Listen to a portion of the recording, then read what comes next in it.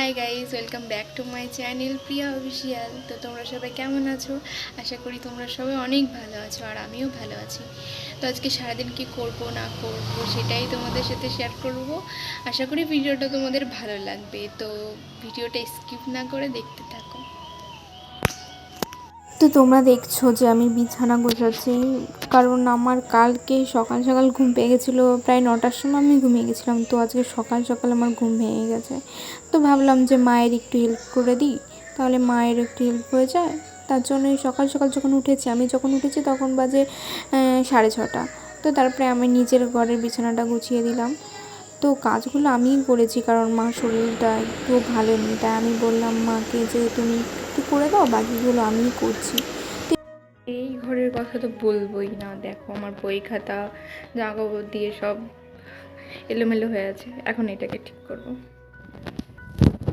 বিছানা গোছানো ডান। তো এখন আমি ঝাড়ু দেবো ঘরে, তো আমি ঝাড়টা দিয়ে তারপরে তোমাদের সাথে আবার দেখা হচ্ছে। ঝাড়টা দিয়ে ফ্রেশ হয়ে আমার বিকালে পড়া আছে, তো তার জন্য আমার কিছু লেখা বাকি ছিল, তো সেটাই করছিলাম। তারপরে লিখতে লিখতে মা বলল যে আজকে ঘরটা মুছে ফেল, সকাল সকাল পুজোটা দিয়ে দিবি।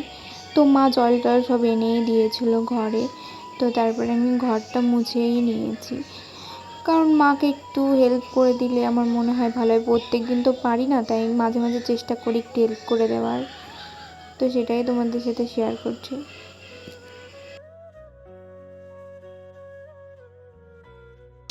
তো এখন এই থালা বাসন কটা মেজে নেবো পুজোর। বাসন কটা মাজার পরে আমার আর কোনো কাজ নেই, স্নান টান করে পুজো দেওয়ার পর আর কাজ নেই। তারপরে তোমাদের সাথে আবার দেখা। 2000 years later.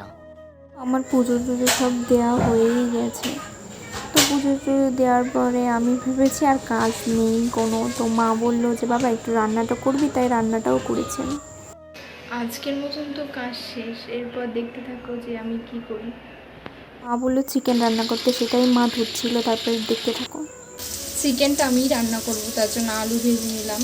তারপর দেখতে থাকো কী করি। তো ফোড়নে জিরে দিয়ে দেবো আর পেঁয়াজ কুচি দেবো। তো এবার পেঁয়াজটা একটু ভাজা ভাজা হয়ে গেলে এই মশলাটা করে রেখেছি, এই মশলাটা দিয়ে দেবো। মাংস রান্না করার জন্য যে মশলা লাগে সেই মশলাই আছে। তো মশলাটা ভাজা ভাজা হয়ে গেছে, এর মধ্যে এবার চিকেনটা দিয়ে দেবো। চিকেনটা দিয়ে দিয়েছি, এবার হলুদ লবণ দিয়ে চিকেনটাকে কষিয়ে নিই, তারপরে আবার দেখা। আমার চিকেন কষানো হয়ে গেছে, যে গরম জল করে রেখেছি এবার এটা দিয়ে দেবো। জল দেওয়া হয়ে গেছে, এখন মাংসটা ফুটে গেলে গরম মশলা দিয়েই নামিয়ে নেব।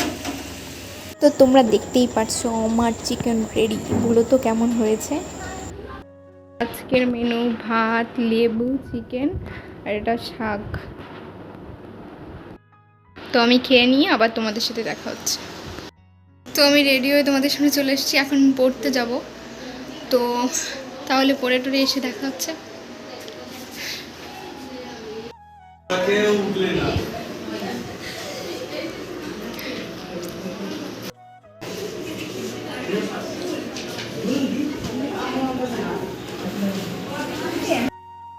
তুই পড়তে এসছিস না, এখানে কি করছিস?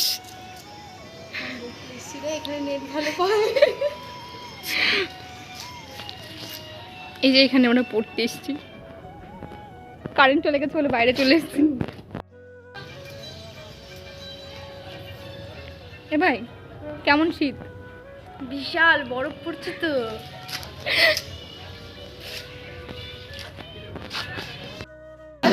বাবা কি গরম, বমিতে হাওয়া দিচ্ছে আমাদের।